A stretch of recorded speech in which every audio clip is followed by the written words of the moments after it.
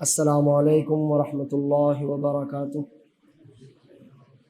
ان الحمد للہ نحمده ونستعینه ونستغفره ونعوذ باللہ من شرور انفسنا ومن سیئات اعمالنا من يهده الله فلا مضل له ومن يضلل فلا هادي له واشهد ان لا اله الا الله وحده لا شريك له وأشهد أن محمدا عبده ورسوله أما بعد فإن خير الحديث كتاب الله وخير الهدي هدي محمد صلى الله عليه وسلم وشر الأمور محدثاتها وكل محدثة بدعة وكل بدعة ضلالة وكل ضلالة في النار فأعوذ بالله من الشيطان الرجيم بسم الله الرحمن الرحيم يا أيها الذين آمنوا اتقوا الله حق تقاته ولا تموتن إلا وأنتم مسلمون يا أيها الناس اتقوا ربكم الذي خلقكم من نفس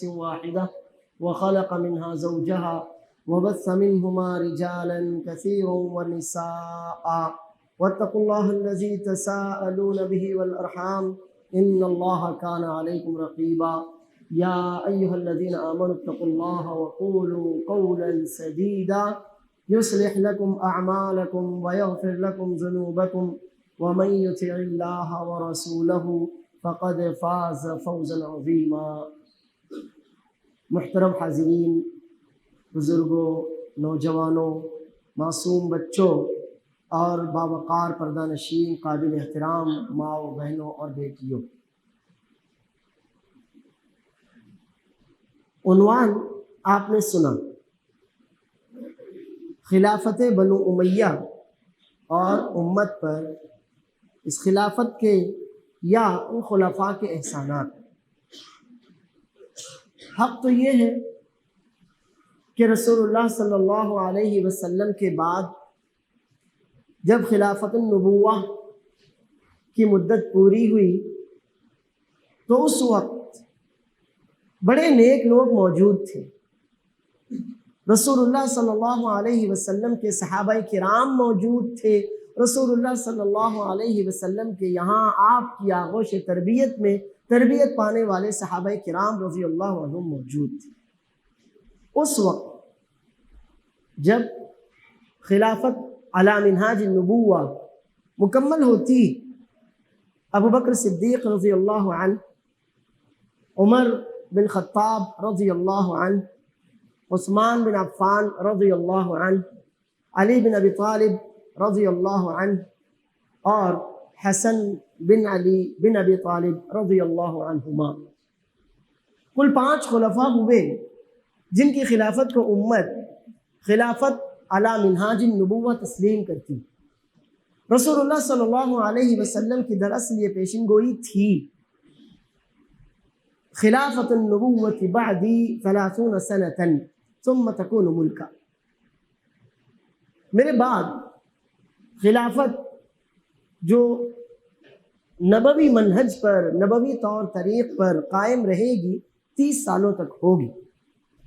ان 5 خلفاء جن کے نام میں نے آپ کے سامنے رکھے ہیں، آپ ان کی مدت خلافت کو دیکھیں تو کل 30 سال بنتے ہیں۔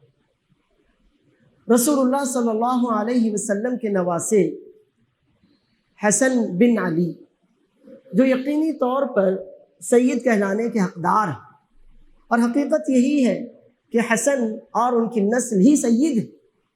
بقیہ جو لوگ اپنے آپ کو سید کہتے ہیں، اگر وہ حسن کی نسل سے نہیں ہے تو انہیں اپنی نسبت پر غور کرنا چاہیے۔ صحیح بخاری کی روایت ہے، اللہ کے رسول صلی اللہ علیہ وسلم فرماتے ہیں، ان ابنی ھذا سید ولعل اللہ ان یصلح به بین فئتین عظیمتین من المسلمین۔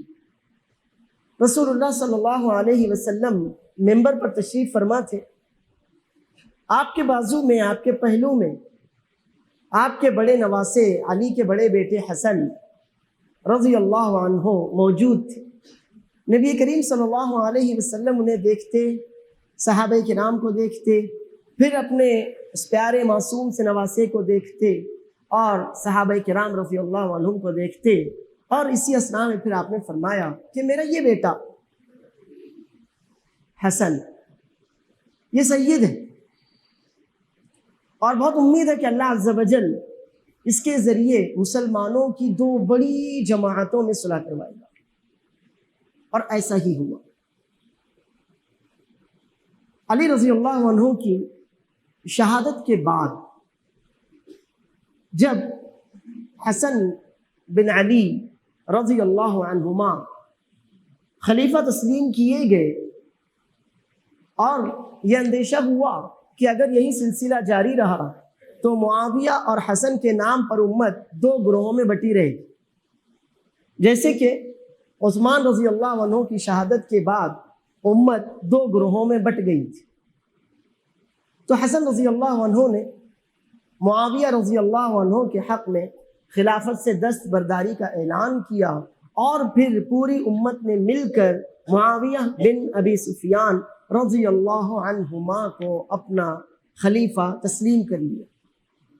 رسول اللہ صلی اللہ علیہ وسلم کی پیشن گوئی پوری ہوئی، اور مسلمانوں میں جو زمانے سے اختلافات چلے آ رہے تھے، اللہ رب العالمین نے اپنے فضل سے حسن بن علی رضی اللہ عنہما کی اس تواضع پر، اس خاکساری پر، اس عقل مندی پر، اس مستحسن اقدام پر اللہ عز و جل نے اپنے فضل سے ان تمام اختلافات کا خاتمہ کر دیا، معاملہ تمام ہوا۔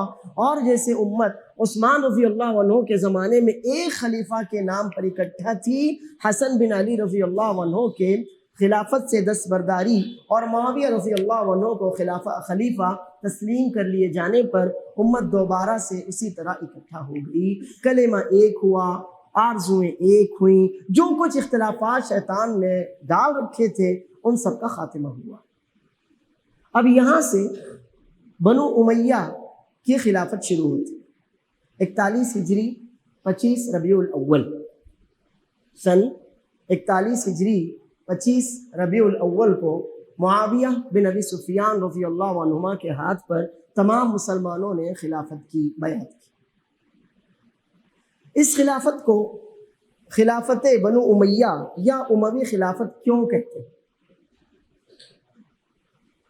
معاویہ رضی اللہ عنہ جس قبیلے سے تھے، قریش کی جس شاخ سے تھے، وہ اموی اور بنو امیہ کی شاخ کہلاتی تھی۔ سلسلہ نسب آپ سنیں گے تو آپ کی سمجھ میں یہ بات آ جائے گی۔ معاویہ بن ابو سفیان کا نام ہے صخر، معاویہ بن ابی سفیان صخر بن حرب بن امیہ بن عبد شمس بن عبد مناف،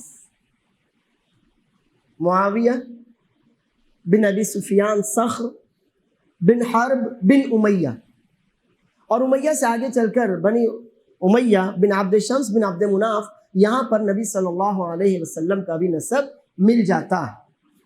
تو ابو سفیان رضی اللہ عنہ کے دادا تھے امیہ، انہی کے نام پر انہی کی طرف نسبت کرتے ہوئے یہ پورا قبیلہ اموی خاندان اور اموی قبیلہ کہلایا، اور اس قبیلے کے افراد آج بھی زمین پر پائے جاتے ہیں۔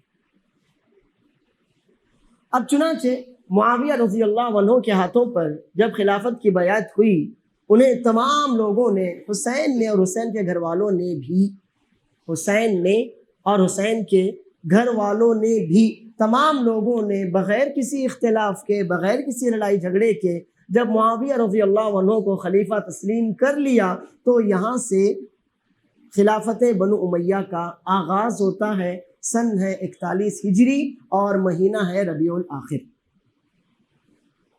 اگر دیکھا جائے تو خلافت راشدہ میں سے عثمان بن عفان رضی اللہ عنہ وہ خلیفہ ہیں جو خود بھی اموی اسی خاندان سے ہیں۔ عثمان بن عفان بن ابی العاص بن امیہ، عثمان بن عفان بن ابی العاص بن امیہ بن عبد شمس بن عبد مناف۔ تو آپ دیکھیں کہ عثمان بن عفان بن ابی العاص بن امیہ، معاویہ بن ابی سفیان بن حرب بن امیہ، تو اس لحاظ سے یہ دونوں چچا زاد بھائی ہوتے ہیں۔ اور اگر آپ عثمان رضی اللہ عنہ کی خلافت کو خلافت راشدہ میں جیسے کہ ہم سب تسلیم کرتے ہیں دیکھیں، تو عثمان رضی اللہ عنہ کی خلافت کو ہم وہیں تک محدود کرتے ہیں اور خلافت بنی امیہ کا آغاز کرتے ہیں معاویہ رضی اللہ عنہ کے دور خلافت سے۔ معاویہ رضی اللہ عنہ سن 41 ہجری میں خلیفہ تسلیم کیے گئے اور بنو امیہ میں کل 14 خلفاء ہوئے۔ آخری خلیفہ مروان بن محمد بن مروان بن حکم ہوئے۔ ان کے قتل پر پورے 91 سالوں تک خلافت رہی اور ان کے قتل پر اس خلافت کا خاتمہ ہوا، اور ان کے بعد بنو عباس کے ہاتھ میں اللہ عز و جل نے خلافت کی ڈور دے دی۔ اللہ رب العالمین فرماتا ہے وَتِلْكَ الْأَيَّامُ نُدَاوِلُهَا بَيْنَ النَّاسِ، زمانے کا الٹ پھیر ہر ایک کو اس کا شکار ہونا ہے۔ آپ آج جوان ہیں کل بوڑھے ہوں گے، کل بچے تھے آج جوان ہیں، آج صحت مند ہیں کل بیمار تھے، کل بیمار تھے آج صحت مند ہیں، آج بیمار ہیں کل صحت مند ہوں گے، آج صحت مند ہیں کل بیمار ہوں گے، آج آپ کا وجود ہے کل نہیں ہوگا، کل وجود نہیں تھا آج آپ کا وجود ہے۔ وَتِلْكَ الْأَيَّامُ نُدَاوِلُهَا بَيْنَ النَّاسِ، فتح ہو، شکست ہو، حکومت ہو، سلطنت ہو، معاملات ہو، کچھ بھی ہو، اللہ عز و جل کا یہ قانون ہے، فطری قانون ہے کہ کبھی بھی ایک ہی خاندان اور ایک ہی آدمی کے ہاتھ میں حکومت نہیں ہوتی۔ اللہ عز و جل نے بنو امیہ سے خلافت کو لیا اور بنو عباس کو خلافت دے دی۔ اب جو اصل بات ہمیں دیکھنی ہے وہ یہ ہے کہ بنو امیہ کی جو 14 خلفاء ہوئے، انہوں نے امت پر کیا احسانات کیے، کیا فائدہ پہنچایا انہوں نے امت کو۔ یہ بات تو آپ جان ہی چکے ہیں کہ اس خلافت کی شروعات معاویہ رضی اللہ عنہ سے ہوئی تھی، اور معاویہ رضی اللہ عنہ صحابی، اور جتنے صحابہ کرام ہیں رضی اللہ عنہم اجمعین وَكُلًّا وَعَدَ اللَّهُ الْحُسْنَى، انشاءاللہ سب جنتی۔ اور جتنے صحابہ کرام، اگر کسی بھی شخص کے دل میں کسی ایک بھی صحابی کے لیے تنگی ہے، کینہ ہے، بغض ہے، تو اللہ عز و جل کا فرمان وہ ہمیشہ یاد رکھے لِيَغِيظَ بِهِمُ الْكُفَّارِ۔ صحابہ کرام کو دیکھ کر، صحابہ کرام کو سن کر کافروں کے دلوں میں تنگی پیدا ہوتی ہے اور غصے سے وہ تڑپنے لگتے ہیں۔ تو اگر آپ کے دل میں کسی صحابی کے لیے کوئی تنگی نہیں تو انشاءاللہ ہم اور آپ محفوظ ہیں، اور اگر کوئی تنگی ہے تو اللہ عز و جل کا فرمان ایسے ہی لوگوں کے لیے ہے لِيَغِيظَ بِهِمُ الْكُفَّارِ، کہ اللہ عز و جل ان صحابہ کرام کے ذریعے کافروں کو مزید غیظ و غضب میں ہی مبتلا کرنا چاہتا ہے۔ رسول اللہ صلی اللہ علیہ وسلم کا فرمان مبارک ہے خیر الناس قرنی ثم الذین یلونہم ثم الذین یلونہم، سب سے اچھے لوگ میرے زمانے کے لوگ یعنی صحابہ کرام رضی اللہ عنہم اجمعین ہیں، اور اس خلافت کی شروعات معاویہ بن ابی سفیان صحابی ابن صحابی رضی اللہ عنہما کے ذریعے ہوئی۔ لہٰذا آپ اندازہ لگا سکتے ہیں کہ آپ اس خلافت کو ملوکیت کہیے، بادشاہت کہیے، خلافت کہیے، حکومت کہیے، سلطنت کہیے، لیکن وہ رسول اللہ صلی اللہ علیہ وسلم کے بعد دنیا کے افضل ترین لوگوں کے ذریعے اس کی بنیاد ڈالی گئی۔ لہٰذا وہ آپ کی تمام جمہوریتوں سے، تمام بادشاہتوں سے، تمام حکومتوں سے اور تمام خلافتوں سے زیادہ اچھی ہے، کیونکہ رسول اللہ صلی اللہ علیہ وسلم کا جو فرمان مبارک آپ نے سنا خیر الناس قرنی، یقیناً اس میں معاویہ رضی اللہ عنہ شامل۔ اور پھر اسی سلسلے کے ایک خلیفہ کو آپ خود خلیفہ راشد تسلیم کرتے ہیں، اور وہ ہیں عمر بن عبدالعزیز رحمہ اللہ ورضی عنہ۔ عمر بن عبدالعزیز کا سلسلہ نسب والدہ کی طرف سے عمر بن خطاب رضی اللہ عنہ سے ملتا ہے، اور والد کی طرف سے مروان بن حکم، عمر بن عبدالعزیز بن مروان بن حکم بن عاص کے یہ پوتے ہوتے ہیں۔ اور اگر دیکھا جائے تو واقعی مجھے تعجب اس بات پر ہوتا ہے کہ آپ عمر بن عبدالعزیز کو تو خلیفہ راشد تسلیم کریں، اور ان سے جو ہر لحاظ سے افضل ہیں معاویہ، آپ ان کی خلافت کو خلافت راشدہ کی حیثیت سے تسلیم نہ کریں تو واقعی یہ تعجب کی بات۔ آپ اگر موازنہ کریں تو رسول اللہ صلی اللہ علیہ وسلم کی صرف ایک حدیث میں آپ کے سامنے رکھتا ہوں، لا تسبوا اصحابی فوالذی نفسی بیدی لو ان احدهم انفق مثل احد ذهبا ما بلغ مد احدهم ولا نصیفہ. میرے صحابہ کو ہرگز برا نہ کہنا. اور ایک اور حدیث ہے اللہ اللہ فی اصحابی، میرے صحابہ کے تعلق سے اللہ کا ڈر اپنے دل میں رکھنا.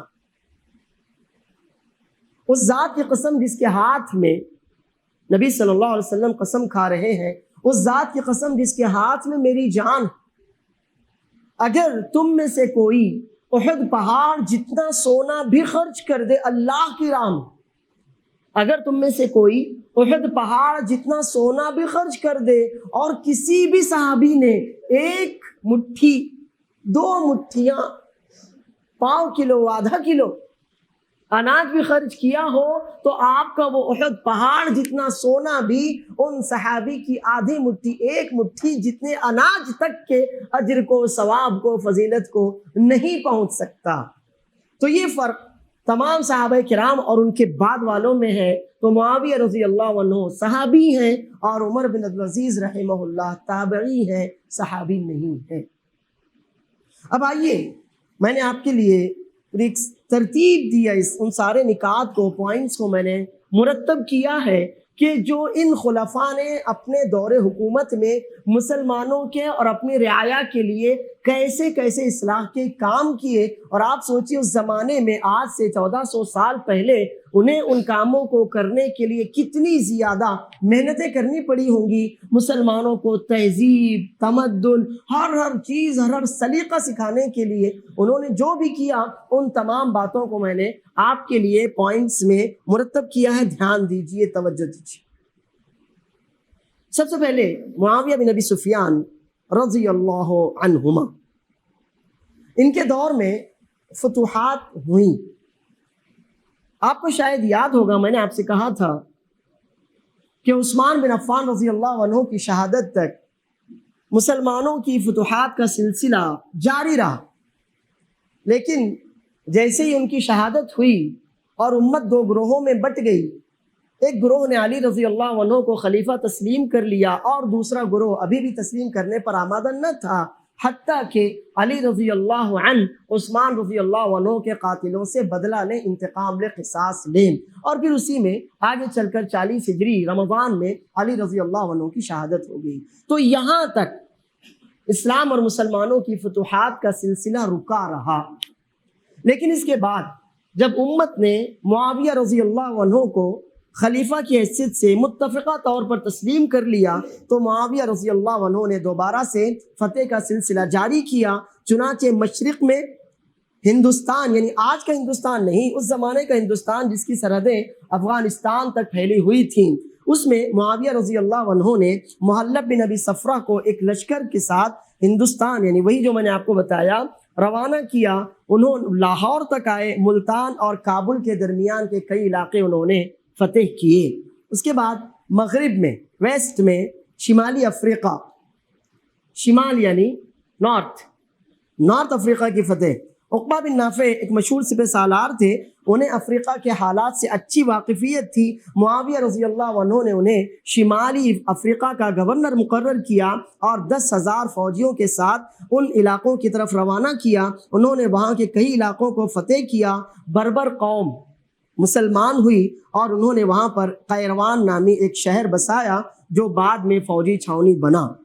شمال میں یعنی نارتھ میں قسطنطنیہ جو ترکی کا شہر ہے، جو آدھا، جس کو آپ جانتے ہیں کہ یورپ اور آدھا ایشیا میں ہے، وہ شہر بہت پرانے زمانے سے ہی بہت ہی زیادہ اہمیت کا حامل تھا. یہ رومیوں کا یعنی عیسائی سلطنت کا بری اور بحری، بر کہتے ہیں آرمی جو زمینی فوج ہوتی ہے، اور بحر کہتے ہیں آپ کی سمندری فوج، نیوی، ان کا وہ بہت ہی بڑا مرکز تھا اور مسلمانوں کو ہمیشہ اس طرف سے خطرات لاحق رہا کرتے تھے. چنانچہ معاویہ رضی اللہ عنہ نے بڑے اہتمام سے ایک لشکر تیار کیا اور 49 ہجری میں اپنے بیٹے یزید، آپ یزید کو جو بھی کہیں، میں تو کہوں گا کہ اپنا دل ان کے لیے صاف رکھیں، اس لیے کہ میں اپنے بچے کی جتنی اچھی پرورش کرتا ہوں اس سے کہیں زیادہ صحابہ کرام رضی اللہ عنہم نے اپنے بچوں کی پرورش کی۔ اگر آپ کو اس بات میں کوئی اختلاف ہو تو آپ کھڑے ہو سکتے ہیں، کہہ سکتے ہیں نہیں شیخ، صحابہ کرام سے اچھی تربیت تو میں اپنے بچوں کی کرتا ہوں۔ کوئی بھی مسلمان یہ بات نہیں کہے گا، کہہ بھی نہیں سکتا۔ تو یزید کی پرورش بہرحال معاویہ رضی اللہ عنہ نے کی تھی، تو یقینی طور پر مجھے اور آپ سے تو وہ بہت زیادہ اچھے تھے۔ اور مسئلہ یہ ہے کہ جو تاریخ ہم تک امویوں کی پہنچی، یہ تاریخ بنو عباس کے زمانے میں مرتب کی گئی، اور بنو عباس امویوں کو ہرا کر قتل و غارت گری کر کے خلافت پر قابض ہوئے تھے۔ تو آپ اندازہ لگا سکتے ہیں کہ دشمن جب اپنے دشمنوں کی تاریخ مرتب کرے گا تو پلس مثبت کبھی نہیں لکھے گا۔ تو بنو عباس کے دور میں جو بنو امیہ کی تاریخ لکھی گئی، اس وجہ سے بہت سی خرافات ان کے اندر ڈال دی گئیں جن سے وہ بری۔ دوسری بات، آج بھی اگر آپ تاریخ دیکھیں تو پائیں گے کہ شیعوں نے جتنا زیادہ حصہ تاریخ کا لکھا ہے، ہم سنیوں کو کمی نصیب ہوا۔ یہی وجہ ہے کہ ہم سنی ہو کر حسین کے قتل کا ذمہ دار سنیوں کو ٹھہراتے ہیں، اور جو واقعی ذمہ دار تھے شیعہ، وہ تو بالکل بری ہو کر آٹے میں سے بال کی طرح نکل جاتے ہیں۔ تو میری یہ دو باتیں ہمیشہ یاد رکھنا، جب بھی بنو امیہ کی خلافت کی بات آئے اور کوئی بھی منفی بات آپ سنیں کسی کے بھی تعلق سے، تو دو باتیں ہمیشہ یاد رکھیے۔ ایک بات تو یہ ہے کہ ان تاریخوں کو بنو عباس کے زمانے میں مرتب کیا گیا، اور بنو عباس یہ بنو امیہ کو ہرا کر ان کی دشمنی کے ساتھ خلافت پر قابض ہوئے تھے۔ تو دشمنوں کے ذریعے مرتب کروائی گئی تاریخ آپ کو ملے گی۔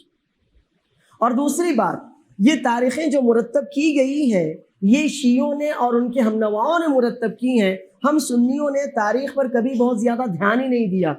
ہم سارے علوم حاصل کر لیتے ہیں لیکن تاریخ حاصل کرنے کی ہم کو توفیق ہی نہیں ہوتی، حالانکہ یہ بہت ہی مضبوط علم ہے جو ہماری جڑوں کے ساتھ پیوست ہے۔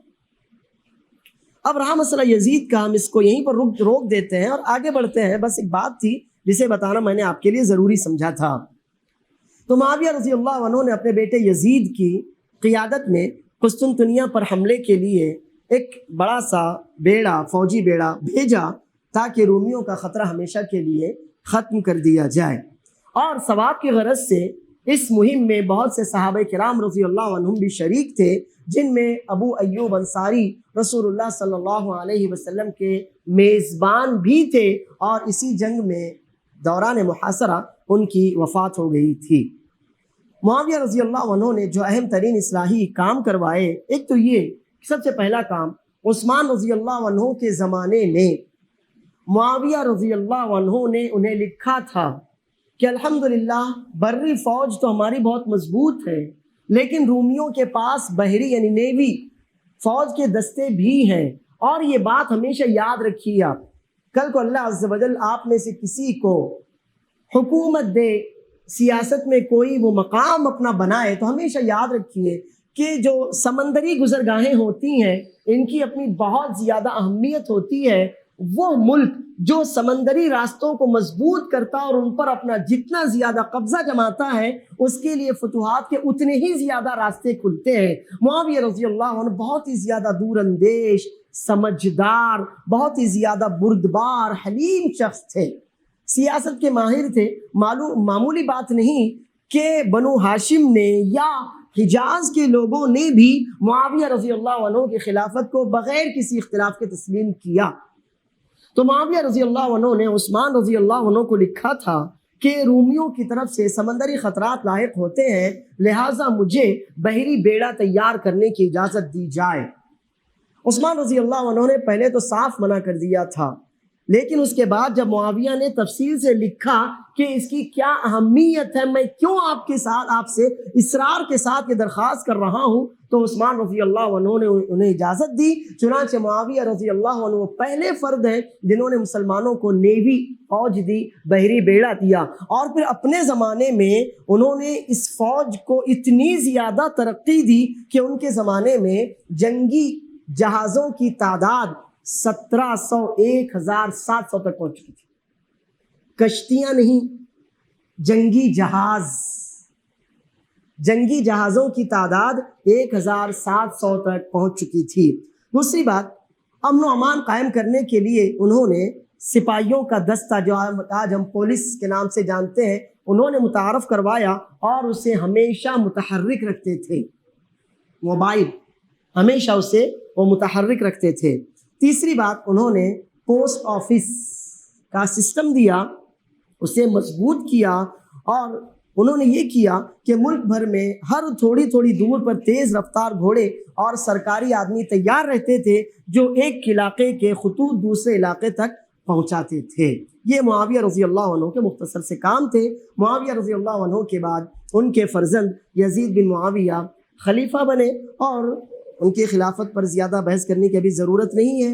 اور ان کے بعد پھر یزید کے بیٹے معاویہ، یزید نے بھی اپنے بیٹے کا نام رکھا تھا معاویہ، وہ خلیفہ بنے، لیکن وہ بہت ہی زیادہ نیک اور عبادت گزار زاہد شخص تھے، انہیں خلافت میں کوئی دلچسپی نہیں تھی، اور بہت کم عمر میں ہی ان کی وفات ہو گئی۔ ایسے موقع پر جب خلافت بنو امیہ بالکل زلزلے کا شکار تھی، ایسے موقع پر مروان بن حکم نے اس خلافت کو سنبھالا۔ مروان بن حکم جو عثمان رضی اللہ عنہ کے سیکریٹری تھے، اور جن کے بارے میں لوگ یہ مشہور کرتے ہیں کہ انہیں نبی صلی اللہ علیہ وسلم نے جلا وطن کر دیا تھا، بے بنیاد من گھڑت باتیں ہیں۔ رسول اللہ صلی اللہ علیہ وسلم کے زمانے میں وہ چھوٹے سے گلیوں میں کھیلنے والے، جیسے ہمارے چھوٹے چھوٹے بچے ہوتے ہیں 4 سال 5 سال کے، اتنے چھوٹے سے بچے تھے، اور اتنے چھوٹے سے بچے کو کوئی بھی جلا وطن نہیں کرتا۔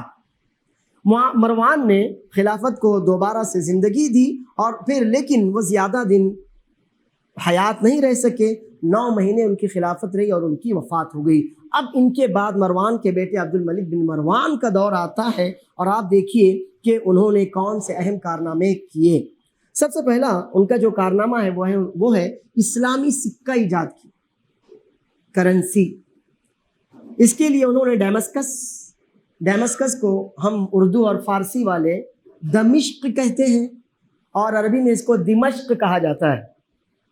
تو جو بھی نام آپ کو معلوم ہو، دمشق موجودہ زمانے میں وہ سیریا کا کیپٹل ہے، موجودہ زمانے میں وہ سیریا کا کیپٹل ہے۔ اللہ عز و جل وہاں کے سنی مسلمانوں کو اپنی امان اور عافیت عطا فرمائے۔ انہوں نے ٹیکسال، سکے ڈھالنے کا ایک کارخانہ دمشق میں قائم کیا۔ سونے کے دینار اور چاندی کے درہم یہاں پر ڈھالے جاتے تھے، اور ان پر لا الہ الا اللہ وحدہ لا شریک لہ کندہ کیا جاتا تھا، نقش کیا جاتا تھا۔ اس سے پہلے اسلامی ملک میں یعنی دمشق اور اس کے آس پاس کا جو علاقہ تھا، رومیوں کا، عیسائیوں کا سکہ چلتا تھا۔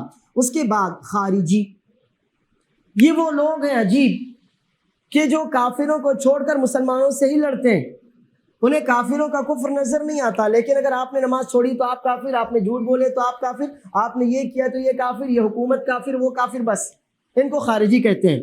تو خارجیوں نے علی رضی اللہ عنہ کو بھی بہت ستایا تھا، علی کے بعد معاویہ کو بھی بہت ستایا تھا، علی رضی اللہ عنہ نے بھی انہیں قتل کیا تھا، ان کے خلاف جنگیں ہوئی تھیں۔ یہ سلسلہ چلتا رہا حتیٰ کہ عبد الملک بن مروان کا زمانہ آیا اور انہوں نے خارجیوں کا قلع قمع کیا۔ اس کے بعد بیت المقدس میں جو آپ آج دیکھتے ہیں ایک ڈوم ہے پیلے رنگ کا، جو آپ کو گنبد نظر آتا ہے، وہ مسجد اقصیٰ نہیں ہے، دھوکہ نہ کھانا۔ بیت المقدس مسجد اقصیٰ میں جو آپ کو پیلے رنگ کا ایک گنبد نظر آتا ہے، وہ عبد الملک بن مروان کا بنوایا ہوا ہے، وہ قبۃ الصخرہ ہے، اسے مسجد قبہ کہتے ہیں، لیکن وہ مسجد اقصیٰ نہیں ہے۔ ہوشیار رہیے، مسجد اقصیٰ اس کے دوسری سمت میں ہے۔ اور پھر چوتھا کام جو انہوں نے کیا، وہ اس سے ہم آج بھی فائدہ اٹھا رہے ہیں، وہ یہ ہے کہ عبد الملک کے زمانے میں حجاج بن یوسف کو دنیا ایک ظالم گورنر کی حیثیت سے جانتی، لیکن بہرحال ان کے جو کام ہیں، جو کچھ کام ان کے ہیں، مثلا سندھ پر حملہ، وہاں پر مسلمانوں کی پیش رفت، محمد بن قاسم کو سپہ سالار بنا کر بھیجا جانا، اور پھر اس کے بعد جو کام میں ابھی ذکر کر رہا ہوں، واقعی یہ کام بہت ہی زیادہ عمدہ اور بہترین ہے۔ تو عبد الملک بن مروان کے زمانے میں حجاج بن یوسف نے سب سے پہلے قرآن کریم پر نقطے اور اعراب لگوائے۔ آپ سوچیے اگر وہ کام نہ ہوتا تو آج ہم کو اردو پڑھنی نہیں آتی، ہم قرآن کریم کہاں سے پڑھتے؟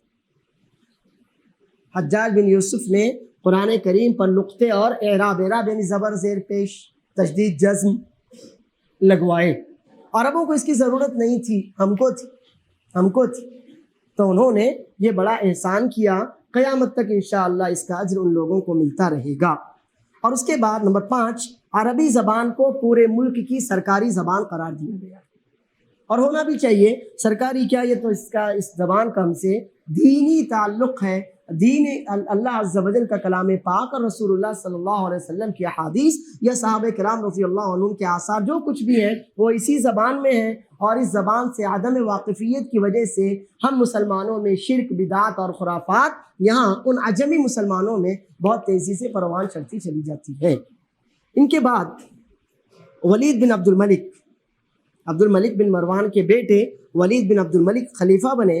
ان کا زمانہ فتوحات کی وسعت، تعمیری اور اصلاحی کاموں کی وجہ سے پورے خلفائے بنی امیہ میں بے مثال ہے۔ ان کے چند کارنامے: نمبر 1، مدینہ منورہ میں مسجد نبوی ہے، انہوں نے اس کی تعمیر جدید کی اور اسے مزید کشادہ کیا۔ نمبر 2، دمشق میں نہایت عالی شان مسجد بنوائی جو جامع اموی کے نام سے مشہور ہے، اس کی تعمیر میں کل 10 سال لگے۔ نمبر 3، مسجد اقصیٰ کی تجدید کروائی اور اسے پہلے سے زیادہ اچھے انداز میں تعمیر کروایا۔ نمبر 4، طلب علم کے لیے راہیں ہموار کی، علماء، فقہا اور حفاظ قرآن کے لیے وظیفے مقرر کیے۔ نمبر 5، ہر ضروری مقام پر ہاسپٹل بنوائے۔ نمبر 6، نابینا اور اپاہج جو ہوتے تھے ان کے لیے حکومتی وظیفے پر، اپاہجوں کے لیے، نابینا لوگوں کے لیے، معذور افراد کے لیے حکومتی وظیفے پر خدمت گزار خادم مقرر کیے کہ ان خادموں کی جو سیلری ہوتی تھی وہ حکومت دیتی تھی۔ ان کے بعد یتیموں کی کفالت کا انتظام کیا۔ اور نمبر 8، سڑکیں تعمیر کروائیں، جگہ جگہ انہوں نے سرائیں بنوائیں، یعنی جہاں پر باہر سے آنے والا کوئی مسافر قیام کرتا ہے، اور کنویں کھدوائے۔ ان کی خلافت کا دائرہ بہت وسیع ہے، ترکستان، سندھ، یورپ میں اندلس، اسپین، پھر اس کے بعد اندلس کا بقیہ پورا علاقہ، یہ سارا کا سارا ان کے زمانے میں فتح کیا گیا۔ اور اس کے بعد ایک بات سن لیجیے، یاد رہے گا، ان کے زمانے کے جو مشہور سپہ سالار ہیں، قتیبہ بن مسلم، محمد بن قاسم، طارق بن زیاد اور موسیٰ بن نصیر، یہ ان کے زمانے کے مشہور سپہ سالار ہیں۔ ہمیشہ ان کے نام یاد رکھیے اور ان کے قصے، ان کے واقعات اپنے بچوں کو سناتے رہیے۔ ان کے بعد پھر سلیمان بن عبد الملک، ولید کے بھائی سلیمان بن عبد الملک خلیفہ بنے۔ انہوں نے دوبارہ سے قسطنطنیہ کو فتح کرنے کی کوشش کی۔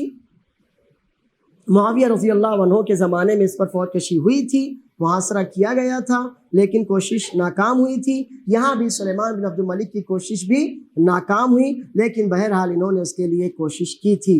دوسرا کارنامہ ان کا بہت بڑا اور ہم پر احسان یہ ہے کہ انہوں نے اپنے بعد عمر بن عبدالعزیز رحمہ اللہ کو خلیفہ نامزد کیا۔ اور تیسرا کام جو اہم کام ہے وہ یہ کہ ان سے پہلے کے خلفاء نمازوں میں تاخیر کرتے تھے، انہوں نے اپنے تمام گورنروں کو لکھ دیا کہ نمازوں کو وقت پر، یعنی اول وقت پر قائم کیا جائے، ان میں کسی طرح کی تاخیر نہ کی جائے۔ ان کے بعد پھر عمر بن عبدالعزیز بن مروان بن حکم بن عاص، یہ اس خاندان سے نہیں ہے، خاندان بدل جاتا ہے اموی عمر، لیکن باپ دادا بدل جاتے ہیں۔ عمر بن عبدالعزیز بن مروان بن حکم بن عاص رحمہ اللہ خلیفہ بنے۔ آپ ان کے بارے میں بہت کچھ جانتے ہی ہوں گے، مختصر سے اہم کارنامے میں آپ کے سامنے رکھتا ہوں۔ سب سے پہلے بیت المال جو سرکاری خزانہ ہوتا ہے، اس کی حفاظت اور اصلاح کا طریقہ، اس کو مضبوط کیا۔ اس کے پہلے کے جو خلفاء تھے انہوں نے اپنے خاندان کے لوگوں کو سرکاری جاگیریں ہبہ کی تھیں۔ عمر بن عبدالعزیز نے وہ ساری کی ساری سرکاری جاگیریں واپس لے لیں اور اسے بیت المال میں داخل کر دیا۔ اگر کسی نے کوئی مال غصب کیا تھا تو وہ غاصب سے واپس لے کر اس کے اصل مالک کو دلوایا، اور حکومت نے یا حکام نے جو غیر ضروری اخراجات لگا رکھے تھے ان تمام کو بند کر دیا، اور سرکاری خزانے کو صرف مسلمانوں کے فائدے کے لیے وقف کر دیا۔ ملک کے معذوروں کی لسٹ تیار کی اور ان کا وظیفہ مقرر کیا۔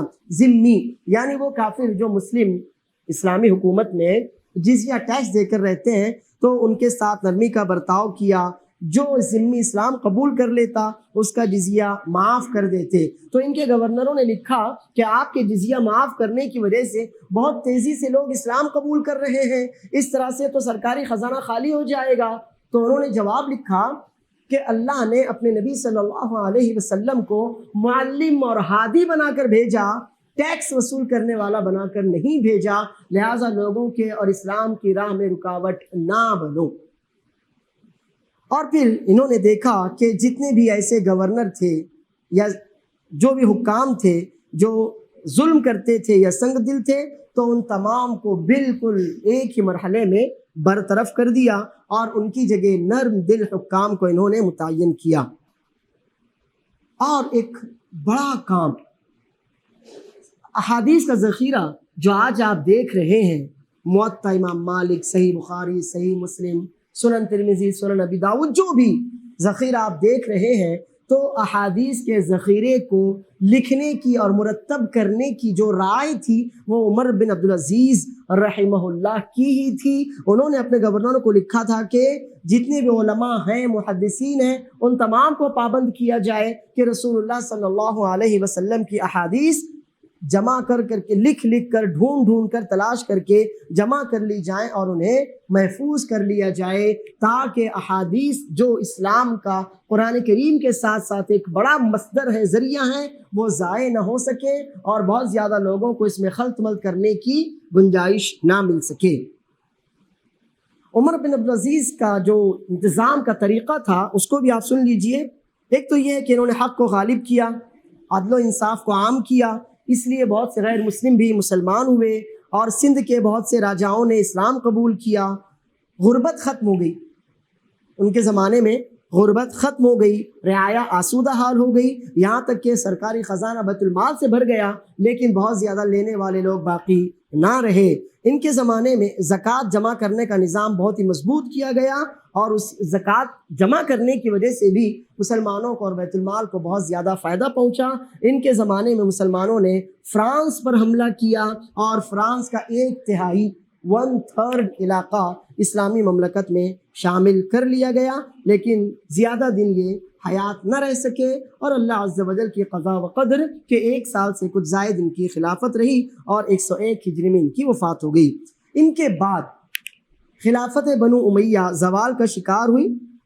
عمر بن عبدالعزیز کے بعد بنو امیہ کے کل 6 خلفاء ہوئے: یزید بن عبد الملک، ہشام بن عبد الملک، ولید بن یزید بن عبد الملک، یزید بن ولید بن عبد الملک، ابراہیم بن ولید بن عبد الملک، اور آخری خلیفہ مروان بن محمد بن مروان۔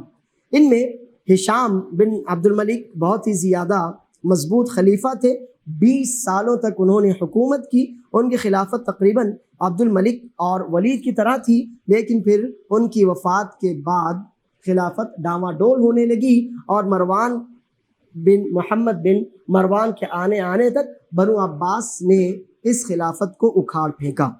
یہ تو ہوا ایک حصہ۔ بنو امیہ کی خلافت کا دوسرا حصہ اسپین ہے، ہسپانیہ، اندلس۔ یہ اسپین جو آج 2 حصوں میں بٹا ہوا ہے، مسلمانوں کے زمانے میں یہ ایک ہی تھا۔ اس وقت اسپین اور پرتگال یہ ایک ہی علاقہ تھا اور اسے اندلس کے نام سے جانا جاتا تھا، اسے اندلس کے نام سے جانا جاتا تھا۔ اب میں اس پر بھی آپ کی تھوڑی سی روشنی ڈالنا چاہوں گا۔ وہ یہ ہے کہ آخر اسپین کی جو حکومت ہے، اس حکومت کو قائم کرنے والے بنو امیہ تھے، انہوں نے مسلمانوں کے لیے کیا کیا اور انہوں نے اسپین میں کس طرح سے اسلامی حکومت کو ترقی دلوائی۔ اسپین میں جو مسلمانوں کی حکومت تھی اسے مروان کے پوتے عبد الرحمن الداخل نے قائم کیا تھا۔ الداخل، چونکہ وہ چھپتے چھپاتے اسپین میں داخل ہوئے تھے، اس لیے ان کا لقب الداخل پڑ گیا تھا۔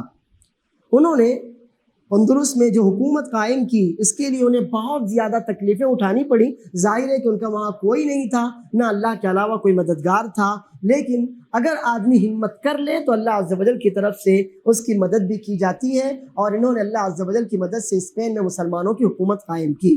نمبر 2، علم دین کی اشاعت کے لیے حکومت کے تمام علاقوں میں علماء اور دعات مقرر کیے. نمبر 3، قرطبہ کو نہایت خوبصورت شہر بنایا اور اسے مضبوط فصیلوں سے گھیر دیا. نمبر 4، جامع قرطبہ کے نام سے ایک عالیشان مسجد کی بنیاد رکھی، وہ ابھی زیر تعمیر تھی کہ ان کی وفات ہو گئی. پھر اس کے بعد آب پاشی کا مطلب ہوتا ہے کھیتوں کی سچائی اور لوگوں کی ضروریات کی جگہوں تک پانی پہنچانا. تو اس کے لیے انہوں نے بالکل نیا سسٹم متعارف کروایا، میٹھے پانی کے ڈیم قائم کیے، اور نلوں کے ذریعے، آج جو ہمارے ہفتے میں ایک بار نل میں پانی آتا ہے نا، تو نلوں کے ذریعے انہوں نے شہروں میں پانی پہنچانے کا انتظام کیا. اسپین میں اس وقت جب ابھی تک دنیا بہت زیادہ صنعت سازی سے واقف نہیں ہوئی تھی، اس وقت عبد الرحمن الداخل نے شہروں میں نلوں کے ذریعے، پائپ لائن کے ذریعے گھروں میں پانی پہنچانے کا انتظام کیا. ان کے بعد پھر ان کے بیٹے ہشام بن عبد الرحمن الداخل بادشاہ ہوئے. انہوں نے اندلس میں عربی زبان کو عام کیا، یہاں تک کہ یہود و نصارہ کے مدارس میں بھی عربی زبان لازم قرار دی گئی. یہاں انہوں نے امام مالک کی فقہ مالکی کو رواج دیا، اور بہت کم ہی 9 سال حکومت کرنے کے بعد ان کی وفات ہو گئی. ان کے بعد پھر عبد الرحمن الاوسط بن حکم خلیفہ بنے. انہوں نے ملک میں عدل و انصاف قائم کیا، شراب کے اڈے بند کیے، لوگوں میں نیکی اور بھلائی کو غالب کیا. علمی اور مادی یعنی پیسوں سے، کارخانے، فیکٹریاں، علمی اور مادی تمدن خوب ترقی دی. پڑوس کے نصرانی اور اسلام دشمن حکومتوں کو کمزور کیا. اسی لیے اندلس کا دور تاریخ کا سب سے افضل دور سمجھا جاتا ہے، اور اس زمانے کو ایام العروس دلہن کا زمانہ کہا جاتا ہے. انہوں نے علمی تمدن، علمی ترقی کس طرح سے کی، دھیان دیجیے. قرطبہ میں ایک عظیم لائبریری قائم کی، اور پورے اندلس میں، اسپین میں علم اور تعلیم کو عام کیا. بغداد اور دیگر عالم اسلام سے علماء کو اندلس بلایا، ان کی قدر و منزلت کو بلند کیا. علماء نے تمام دینی اور دنیاوی علوم میں شہرت حاصل کی. تھوڑی سی چیزیں میں آپ کے سامنے رکھتا ہوں. ایک ہے عباس بن فرناس رحمہ اللہ. انہوں نے سائنس میں ترقی کی. انہوں نے سب سے پہلے ہوا میں اڑنے کا طریقہ ایجاد کیا. عباس بن فرناس، ہوا میں کیسے اڑا جائے، کون سی مشینیں کیا لگایا جائے، یہ طریقہ سب سے پہلے ایجاد کرنے والا ایک مسلم سائنسداں ہے، جس نے اموی دور حکومت میں ایک کارنامہ انجام دیا تھا. دوسری ایجاد انہوں نے گھڑی ایجاد کی، جس سے آج ہم ٹائم دیکھتے ہیں. اور تیسری ایجاد انک پین انہوں نے ایجاد کیا. اور کانچ جو آج ہمارے ہر گھر کی ضرورت ہے، یہ بھی انہی کی ایجاد ہے. اس کے علاوہ مادی جو ترقی ہوتی ہے تو تجارت کو بھی بہت فروغ ہوا. مورخین اس بات پر اتفاق کرتے ہیں کہ ان کے زمانے میں اسپین میں ایک بھی بھکاری نہیں تھا. ان کے زمانے میں اسپین میں ایک بھی بھکاری نہیں تھا. مضبوط سڑکیں بنائیں اور راتوں میں سڑکوں پر روشنی کے انتظامات کیے. جامع قرطبہ کو اور زیادہ وسیع کروایا. بڑے بڑے شاندار محلات اور باغات بنوائے. یہاں تک کہ اندلس کی تعمیراتی کام تھے اس وقت دنیا کے لیے ایک بہترین نمونہ تھے. اور انہوں نے اندلس میں، اسپین میں سب سے پہلے درہم، یہ سکہ جاری کیا. اس کے بعد دھیرے دھیرے اس حکومت میں بھی کمزوری آتی چلی گئی، اور پھر یہ حکومت بھی زوال پذیر ہو گئی. اور اس کے بعد پھر آپ جانتے ہیں کہ عیسائیوں نے کس طرح وہاں مسلمانوں کا جینا دوبھر کیا. اور سب سے آخری جو خلیفہ تھے عبد الرحمن الناصر تھے. انہوں نے اندلس میں امن و امان کو عام کیا، ملک میں دینی اور دنیاوی علوم کو زبردست ترقی دی. بہت سے مدارس، کالج اور کتب خانے قائم کیے، جس کی وجہ سے اندلس، اسپین، دنیا بھر کے طلبہ علم، اسٹوڈنٹ کے لیے مرکز بن گیا. اس کے بعد قرطبہ کو انہوں نے علمی، دینی اور تعمیری حیثیت سے ترقی دی، جس کی وجہ سے قرطبہ کی شان و شوکت بڑھ گئی. اس وقت دنیا کا نہایت خوبصورت، سب سے زیادہ خوشحال اور عالی شان شہر قرطبہ بن گیا تھا. انہوں نے اسی کے ساتھ ساتھ قرطبہ سے قریب ایک خوبصورت شہر آباد کیا، جس کا نام مدینۃ الزہرا رکھا گیا. اور پھر آخری خلیفہ ہوئے حکم بن عبد الرحمن الناصر. اور بس اس پر اس حکومت کا خاتمہ ہو گیا، اور حکم مستنصر باللہ تھے، یہ سب سے آخری خلیفہ اس حکومت کے تھے، لیکن بہت زیادہ ان کی حکومت نہ رہ سکی، اور جس طرح سے بنو امیہ کا خاتمہ دمشق اور اس کے آس پاس کے عالم اسلام سے ہوا تھا، یہاں سے بھی بنو امیہ کا خاتمہ ہو گیا، اور ان کی جگہ اللہ عز و جل نے حکومت عیسائیوں کو دی۔ یہ مختصر سی ان کی خدمات تھیں جو میں نے آپ کے سامنے رکھی ہیں۔ امید ہے کہ بہت سی باتیں آپ کی سمجھ میں آ گئی ہوں گی۔ ہرگز یہ نہ سمجھنا کہ میں نے بنو امیہ کی جو کچھ بھی اچھائیاں تھیں یا ان کی ترقی تھی یا ان کے کارنامے تھے ان کو گھیر لیا، احاطہ کر لیا اور آپ کے سامنے رکھا، یہ ہم میں سے کسی کے لیے بھی اتنا آسان نہیں ہے۔ بس مختصراً چند پوائنٹس سے، چند نکات تھے جو میں نے الگ الگ زاویوں سے آپ کے سامنے رکھنے کی کوشش کی ہے۔ اللہ عز و جل ہمیں اپنے اسلاف سے جڑنے کی توفیق عطا فرمائے۔ صحابہ کرام یا ان کے اولاد کے دل کے تعلق سے ہم میں سے کسی کے بھی دل میں اگر کوئی بغض ہو یا کینہ ہو تو اللہ عز و جل اسے اپنی خاص رحمت اور قدرت سے نکال دے۔ اللہ رب العالمین ہمیں اپنی جڑوں سے دوبارہ جڑنے کی توفیق دے، طاقت دے، قوت دے، اور ہم مسلمانوں کو بھی وہی شان و شوکت عطا فرمائے جو ہمارے اسلاف کو اس نے دی تھی۔ اللہ عز و جل فرماتا ہے وعد اللہ الذین آمنوا وعملوا الصالحات منکم لَيَسْتَخْلِفَنَّكُمُ الَّذِينَ فِي الْأَرْضِ لَيَسْتَخْلِفَنَّكُمْ فِي الْأَرْضِ۔ اللہ عز و جل نے تم میں سے ایمان والوں سے یہ وعدہ کیا ہے کہ تمہیں زمین میں ضرور بضرور خلیفہ بنا کر رہے گا۔ وَلَيُمَكِّنَنَّ لَهُمْ دِينَهُمُ الَّذِي ارْتَضَىٰ لَهُمْ، اور تمہارا وہ دین اللہ عز و جل نے جسے تمہارے لیے پسند کیا، جس سے راضی ہوا، اسے مضبوطی کے ساتھ دنیا میں جمع کر رہے گا۔